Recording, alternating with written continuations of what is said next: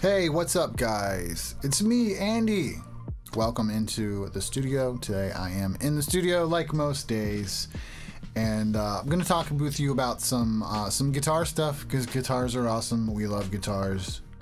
THU from Overloud. It's my favorite guitar plugin. It's the best plugin that's ever existed. It's taken this amp aficionado and total amp junkie out of this world, you know, from that to this. I prefer this sometimes, you know, for recording especially. But so we're going to talk about my presets, how I'm using THU in my real tracks that I publish, and really the rig player. I'm gonna give you a good look at the rig player and show you why I use the rig player, and then like what models I still use, like out of just straight THU models, but mostly I use the rig player. So I'm gonna show you how I use it. It's not gonna take very long because it's not that complicated. It's just dope. It's just a great piece of software. It crushes everything. I've done shootouts. Check the links. I'll put them down here in the description. So like my shootouts versus neural and stuff like that. Like I wanted to, like, you know, buy the neural plugins, but I would get demos and put them head to head with THU and they would like lose every time. Everything's lost. So, you know, I'm not even comparing this thing to anything else. I'm just sticking with it. So we're gonna do that in a minute. First, let's talk a little bit about music stuff. We don't do that much on this channel. I realize that. But, you know, you're guitar people, I'm guitar people.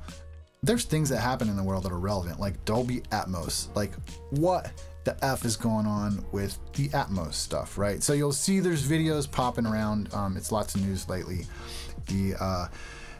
The chatter in the industry and stuff like that is that, you know, Dolby Atmos mixes and are pretty much going to be the future. Like, that's how things are going. It looks that way. The writing's on the wall. All the big manufacturers, all your TVs, your little sound bars, your cars, everybody's going to Atmos, right? Most of the top 40 releases on like the iTunes store right now are Atmos files. And people are listening to Atmos through Atmos enabled headphones. They don't even know it. Or they do, but a lot of people maybe don't even know it. But so in any event, the Atmos mixes are here to stay. And so what does that mean for everybody else, right? Well, it wouldn't really mean anything, I don't think, for anybody. Like content producers, you know, independent artists, just small music people like me. My artist, you know, stance in the world is tiny. So I don't have money to spend on stuff like that for the artist side of me. What happens? And to me, nothing happens until like places like, you know, DistroKid or whatever, like start requiring an Atmos mix when you publish a song. That will make things different, because then we'll have to, if we don't have the capability to do it ourselves, we'll have to then pay for that. And what am I supposed to pay, 50 bucks or something to have every song? I release songs all the time. I've released, you know, I've produced and like, you know, to the point of mix down, publish, put it somewhere, hundreds of songs. I've released a lot of songs, like a lot of albums, a lot of records. So like, I mean, I can't imagine how much money I'd be spending if I would stop. I wouldn't do it. It would be prohibitive. I would stop publishing music most likely if everything went to where Atmos was required and I couldn't do Atmos right here, like quickly and easily. I'd just play for my dog, maybe. Like, it'd be like, ah, that's cool, I'm out. Y'all have fun. I guess it was fun while it lasted. Hopefully it would never come to that. That's like the worst case scenario. Yeah. I can't see it happening. I mean, eventually, one day, maybe, but it's a long way away, I would think, because there's so many users to account for that publish music. Like DistroKid and the other publishing services are huge multi-billion-dollar companies. So it will be interesting to watch, won't it? But in the meantime, in the interim, your professional mixers, watch what will happen. They will start mixing pretty much entirely in Atmos. They'll get an Atmos rig. They'll build up their Atmos rig in their studio. They'll mix all Atmos, and they'll, you know, just spit out a two-channel down mix. And they're supposedly really good now. They're better than they were before with the Atmos. So it's where it's going. I don't know how people like my size are going to fit into that world, and you know, regular people, because again, my artist size, that's not what this is what I do professionally. You know, like professionally I make brands and websites and things like that. Like that was just a decision I made 20 years ago, and about, you know, career choices and stuff. But this side of my world constantly grows, and so you can't help but notice that, you know, take like, yeah, really think about, let's talk about like all this social media as kind of a tie-in to this, because, you know, it's just like this Atmos thing. It's like, damn, just okay, one more thing, like to just like make everything harder for independent artists. Like, what the F, dude? Like, come on, I said F. What the fuck? Like, why is there always some new barrier? Like, just when things get good and easy, DistroKid costs nothing, and we could all of our music's out there for everything. And then they're like, oh hey, Atmos, you know, just to crap on us. But that's the world, right? But so part and parcel in this whole conversation is social. I see a lot of people getting burned out, right? Between the social media, streaming. I'm a Twitch streamer, so I stream music on Twitch. I know a lot of Twitch streamers. I work with a lot of Twitch streamers on technology type stuff, like getting their rig set up and just all the things. And so, you know, it's across the board, and you may have seen it. Like, people are burning out everywhere, and I think the reason that people are burning out is because of this constant pressure. Like, you have to keep posting, and if you're not a content creator or someone who posts stuff, then you've heard about it maybe, but you don't really know what we're talking about. And if you are, you know exactly what I'm talking about.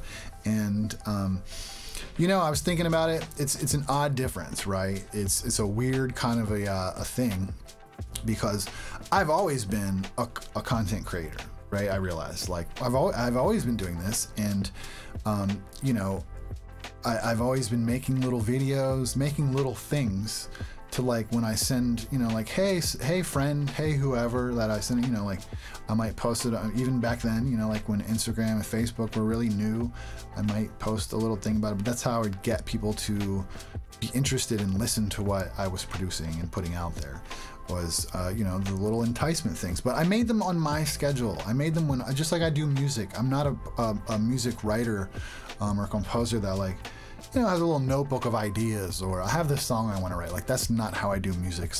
Music just happens with me, and sometimes it's happening a lot, and then sometimes it's not for a little while, and then it is for a while. You know, like, it's very, I don't know where. It's I'm not really in control of the music. It comes when it comes, and so I can't imagine adhering to schedules like this.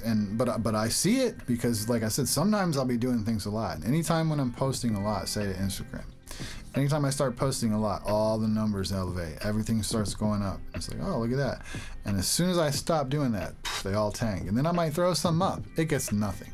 I might throw some up again, it's gonna get nothing. You probably, you know what I'm talking about, because you've probably experienced this yourself. So it's like the platforms reward you for posting more and more and more and more, and punish you for posting less. And even, it seems like they're kind of snide about letting you back in the fold, you know, when you try and come back. So it's wrecking people. You know, I see all these people getting burnt out and quitting this platform or quitting that platform. And I would just say, if you're one of those people that's affected like in this way, just ease up, back off, do your thing, and do what makes you happy for the sake of making you happy and bringing joy to yourself and others, because that's what music and content creation is really for. It's not for making money.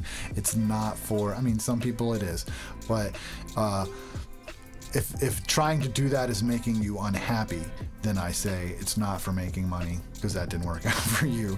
And try and find the joy back in it, you know, because not only can you create great joy within yourself, you can create a lot of joy within other people. And if you have the gift and the ability to do that, you should do that. Whether you're making money doing that or not, you should do that. Bring some joy to the world.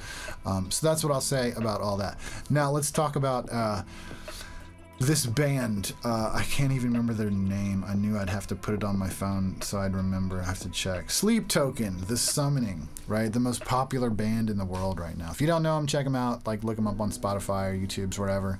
The song is called The Summoning, and it's like the most popular song ever. Like 19, 20 million views on Spotify, or plays on Spotify right now. And so that means little or to nothing to me. And yes, I'm aware we're coming up on 10 minutes. We're gonna, like, 2 more minutes, we'll be into this THU business, and I'll show you this stuff. And then we'll be out. So skip ahead if you want to. If you don't, you rock. So, anyways, these guys, I already forgot their name again. I mean, it's good. It's good. I'm not crazy impressed with this Sleep Token stuff. Are you? You know, like, I want to hear like your thoughts. I didn't probably say I want to hear your thoughts on all the Atmos stuff too. I'm gonna probably have to make supers or something now. Good job, Andy. But yeah, I want to know what you think about all this Atmos stuff. Do you have any gear? I don't know. I don't have any Atmos gear. Like, what's it sound like? What's, you know, do you use it? Like, how do you see the future going with that stuff? You know, love to know. Let me know down there. And just like Sleep Token, let me know. Sleep Token, what's up? You like this band? I bet you do. I bet you love them. So, you know, I just like, I think that guy's voice is pretty like run of the mill. It's kind of ubiquitous with a lot of metal sounding stuff that it's just like, I don't like that kind of voice. He's got a weird, I don't like it, man. I mean, it's okay. It's just like, I don't get excited about it, I should say. And it's interesting when you look at this song on YouTube and it comes up with this graph of when people are doing replays and what parts they're watching. Everybody's pretty much mostly, go look at it. Everyone's mostly interested in the part that sounds like Maroon 5 at the end. So I don't know what that says when you put out like a 5-minute song and people only seem to be interested in 20 seconds. What does that mean? Someone tell me. Drop your comments. Let's have a conversation, man. I probably should be streaming because I feel I'm like chatty right now, right? But so but that's coffee time, dude, for today. Cheers. Let me know what you think about that stuff. Atmos, Sleep Token. I'm infinitely curious. Let's go on over here and check out THU, shall we? I'm gonna grab this guitar right here. I'm gonna put some headphones on so I can hear what's going on. Now, I don't have an instance of THU open at the moment. Let's turn off the cool jazz. The hell was that, y'all? Audio track. That's cool. We need one of those. Let's reset this to the right input. Set that in. Now I'm gonna go over here. I'm gonna drop my THU plug-in on this channel. Overloud. We're gonna do the Slate version. And I will also go ahead and I'll put that other one before it. But I'll do it for my presets actually, because I have it set up. Rock front. So this is the full version of THU, but I only bought it for this one thing, so it doesn't have a lot of stuff in it. And all I use it for is this Rock Band chorus and delay, because that thing is awesome. So now we are getting somewhere.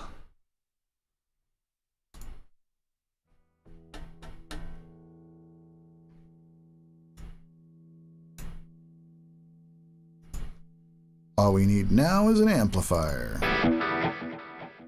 There we go. Let's make that bigger so we can see it. So what you're looking at here is actually 2 rig captures. And that's because I like one tone for my dirty and one for my clean. So I'm gonna go ahead. Of course I started, and this is probably good. You can see how easy it is to do this stuff. I started a project and didn't, all of my projects have my pedals and stuff, all the MIDI learn commands saved to them. But this is all fresh new, so of course they're not, but watch how easy it is. So we turn on the MIDI learn overlay, grab this slider, click the button, go back. Now we'll hide this window, turn that MIDI stuff back on. Splitter balance needs to be flipped and boom, it's done. So now we have channel changing. If you watch this right here, channel changing. And if you look from above, light on. It's the leftmost button by my foot. Light off. It's like, it's all so easy. So then I'll learn also this delay pedal to the next button. And now we got delay.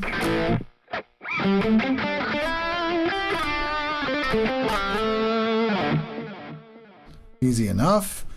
And we'll even do, usually I have a volume, the volume on the high gain amp, we have this one learned. So turn on the learn once more, hit that knob, hit my pedal, turn that off, hide that, turn that on. I'm gonna go adjust the volumes, the min and max. I'll do like 65 to 90 or something like that. That looks good. Shazam!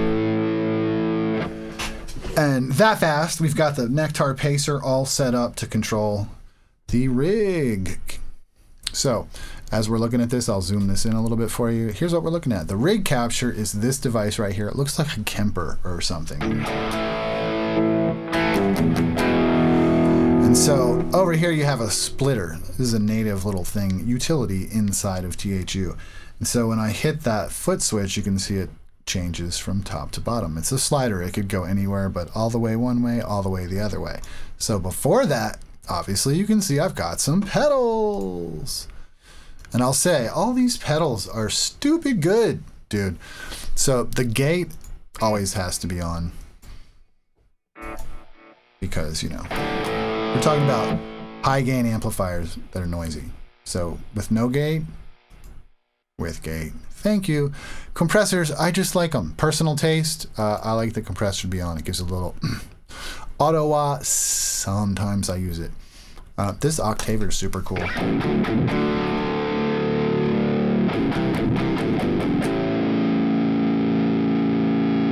Usually I learn that to my third button. Let's do that. There we go.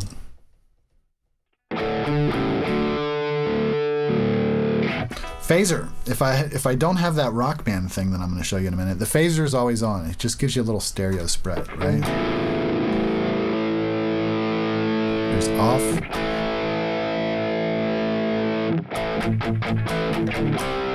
I mean, of course, it'll do like a phaser, total phaser too, but that's how I use it. Little like just a Eddie Van Halen kind of a spread. Then we're in the splitter, like I showed you, and between the amps. So on the bottom amp,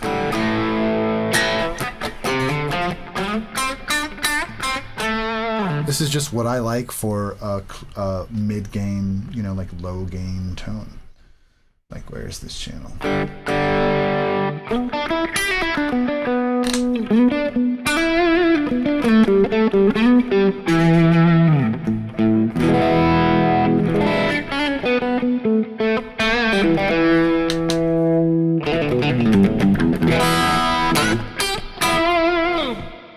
You know, just got a cool tone. So what that is, the way these rig captures work is that they have a magical device called a rig capturer. I don't know if this is true. And they put a whole amp rig in front of them and they go, okay, that's the tone I want. Ready, rig capturer? Bink! Got it. Put it in this thing, done. And so when you get over here, then you've got the main general amp controls that you usually have. Gain, go bigger. Gain, bass, mid, treble, presence, volume. And then these things across the top. Definition, power sag, compressor, clarity, tube shape, tube bias, direct mix, and level. I don't ever mess with these much, really. I don't mess with anything much. I guess I tweak these a little bit. But so that's what it lets you do to the rig that you've captured. And so you're like, okay, where do they come from? Okay, so these are the rig models, and this little menu thing conveniently floats all around, but I'm used to it being over here, aren't you? Let's put it there. So if we go up, you can see up. Here's the folders of all the rig captures that I have. Some came with the Slate thing. Some I've purchased. They're like $30 to $50, $60 at most. And dude, I mean, that's great for like a whole amp, you know, a whole set of all kinds of tones with different cabinets. So we've got American Classics is a bunch of Fenders and some Sodanos, Mesa Boogies, like just a bunch of great American amps. The Friedman Naked is two of the Friedman amps, which is great. Choptone's ADA MP1 is what I'm using right now. I love, it's an old ADA, a tube amp from the 90s. It's got great tones that I'm into lately. Then I've got the Bogner set, the Steve Vai, like the Legacy, Carvin Legacy set, some more Slate stuff, you know. And so that's like what I have, but it's literally like unlimited. all the things that you can get just from like a couple of different companies that make these rig captures. So you also, and of course here, whoops, I just did it. Here's a shop button. That was funny. Go away, Safari.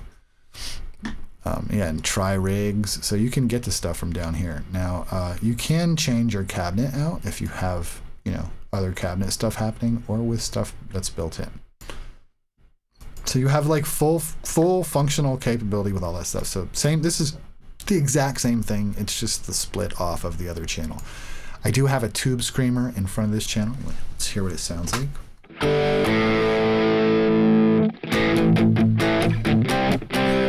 I'm on the middle of 5-way pickup selector there, so let's go down to the bridge.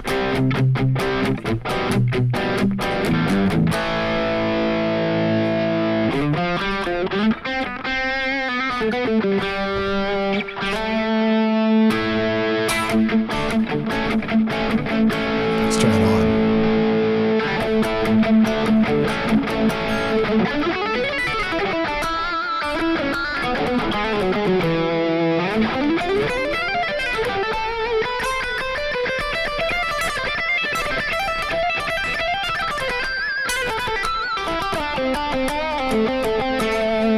Off.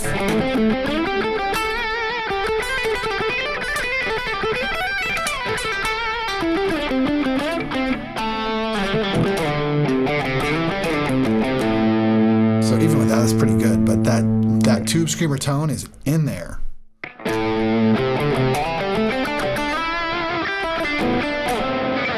So anyways, that's how those things work. You can see on out from there. I then blend them back together and run the whole thing through a little delay pedal with, as you can hear, like a ping-pongy thing happening.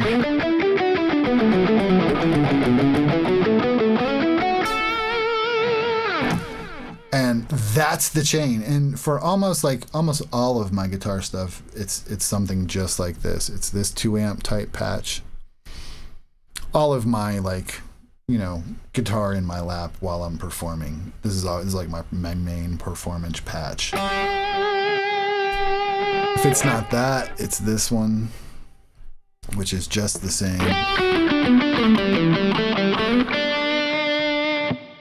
Notice I can change the whole patch, and because the same pedals and stuff are in there, THU remembers all of the MIDI learn assignments, so my pedal still works. That's dope. So like I'm turning the delay on and off.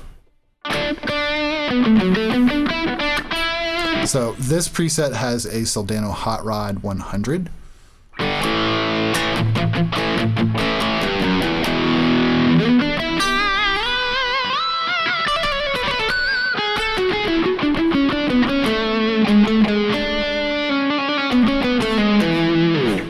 Turn on the tube screamer. And don't turn it on. There it is.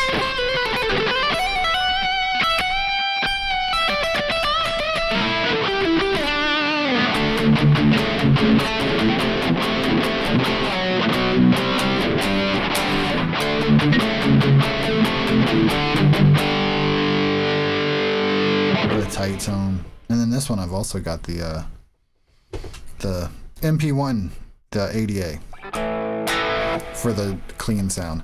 I prefer that ADA for the clean sound to like everything in the world. Not clean, mid-gain, I should say, sorry. It just, it's got an EL30 for in the model, like that's what it's in the real amp. And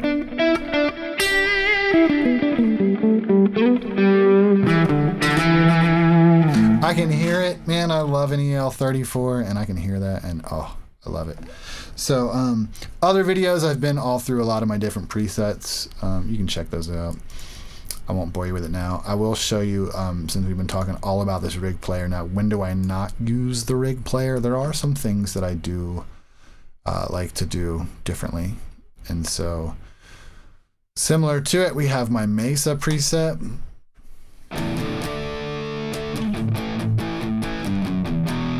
Which, you know, sounds like any other Mesa.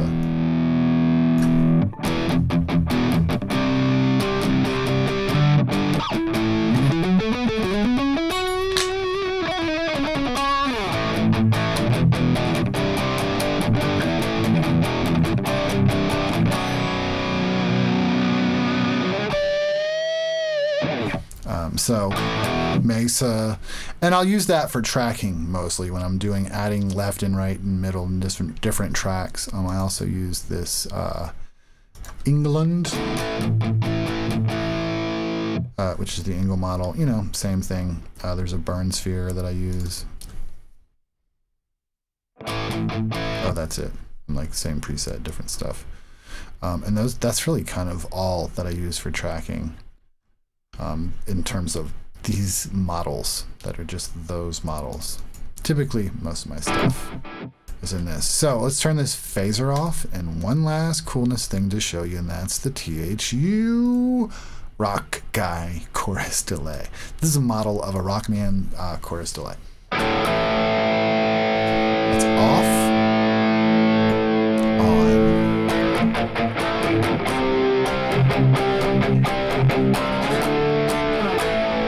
It just gives you a wall of sound. This is from Tom Schultz, the Boston guy. So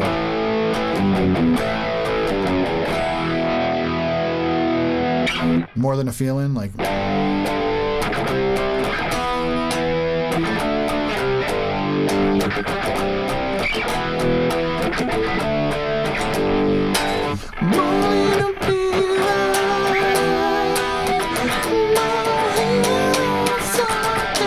how's that guy sing so high?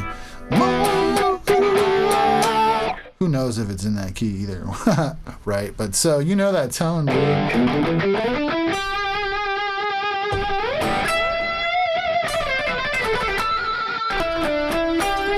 I happen to love it for like just good solo time.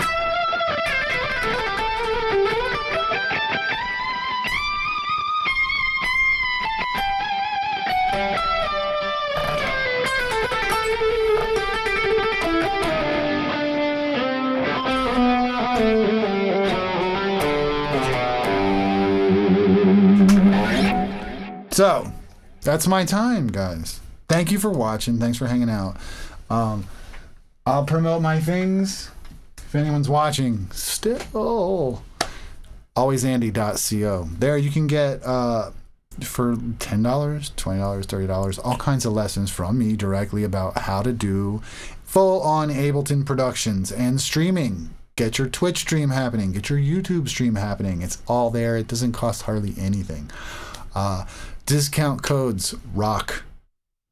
Always. While you're there, get some loop packs, guitar loop paps, guitar loop packs, big ass guitars. There's links below for all this stuff. Like the loop packs sound like this. You can drop them into your projects, right, like that.